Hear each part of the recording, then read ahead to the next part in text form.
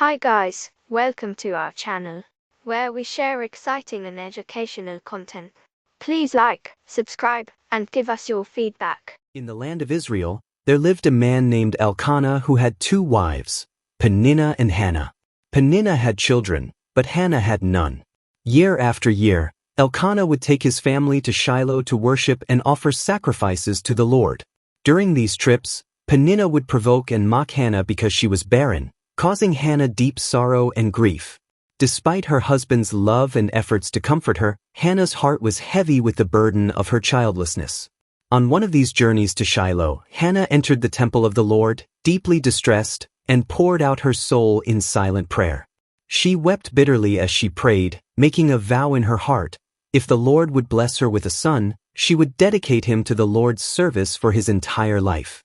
As Hannah prayed in the temple, Eli, the high priest, noticed her. Though her lips were moving, no sound came from her mouth, and Eli mistook her for being intoxicated. However, upon realizing the sincerity of her prayer, Eli blessed her and prayed that God would grant her petition. With a renewed sense of peace and hope, Hannah returned to her family. In time, the Lord remembered Hannah, and she conceived a child.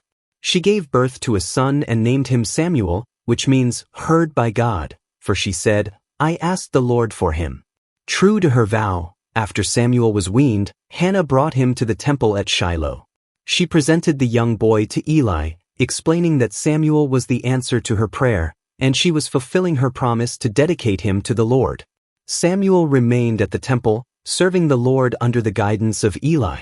In gratitude and praise, Hannah lifted her heart to the Lord in a beautiful song of thanksgiving, exalting God's faithfulness and mercy. Her prayer reflected her joy, her trust in God's justice, and her hope for the future of Israel. The Lord continued to bless Hannah, and she bore more children, 3 sons and 2 daughters. Meanwhile, Samuel grew up in the temple, becoming a prophet and a judge, chosen by God to lead Israel. Through Hannah's faith, devotion, and sacrifice, her prayer was answered, and her son Samuel became one of the greatest leaders in Israel's history.